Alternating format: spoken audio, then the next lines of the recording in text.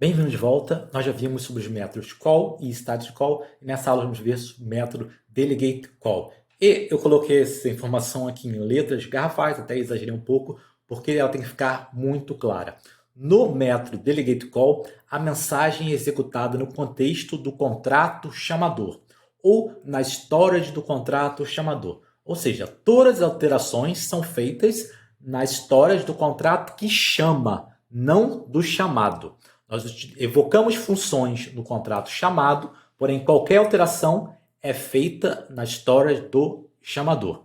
E isso é muito perigoso, por isso aqui eu coloquei aquele robozinho do Perdido de Espaço. Perigo, Will Robinson, perigo. Temos que ter muito cuidado ao utilizar o método delegate call e vamos ver isso aqui no código. Estamos aqui no Remix, no contrato da última aula. Inclusive, eu notei que na última aula eu deixei o gas como 1000, então ele daria erro de qualquer forma, porém acredite em mim, mesmo se não tivesse esse gas 1000, ele daria erro, porque nós estamos tentando alterar o estado da blockchain utilizando o static call. Mas aqui nós vamos usar agora o delegate call. E eu vou fazer apenas uma mudança que antes disso, esse endereço eu vou tornar ele público para eu poder vê-lo. E aqui vamos tirar essa função de view, não vai ser mais view, assim como essa aqui não vai ser mais view, e em vez de static call, vamos utilizar delegate call, e aqui também delegate call.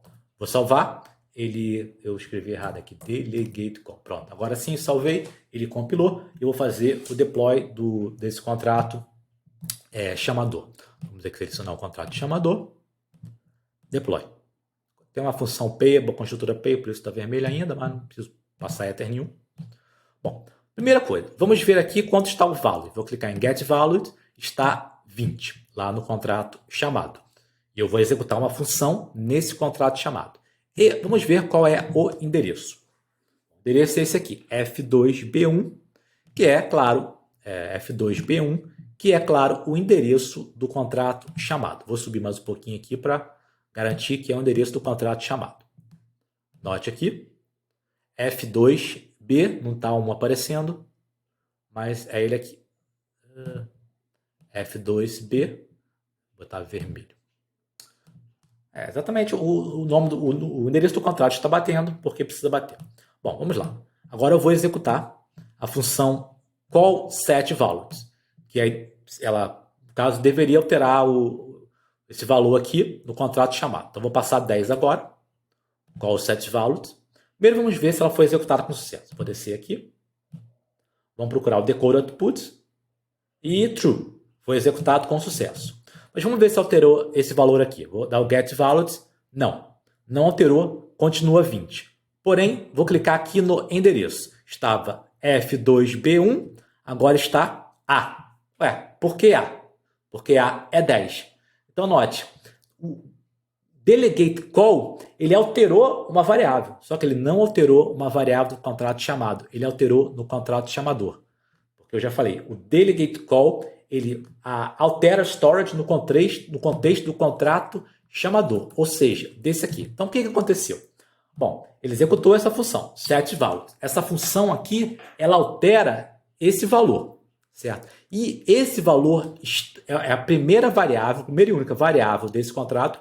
Então, na storage, a storage é feita de slots de 32 bytes cada. Essa variável aqui está no primeiro slot. Certo? Pensa em containers, são vários containers, a storage, e esse valor está no primeiro container. Então, o que ele fez foi, altere esse valor no primeiro container. Só que foi alterado um valor no primeiro container desse contrato aqui, do contrato chamador. E quem está no primeiro container? A variável endereço. Então, ele alterou a variável endereço.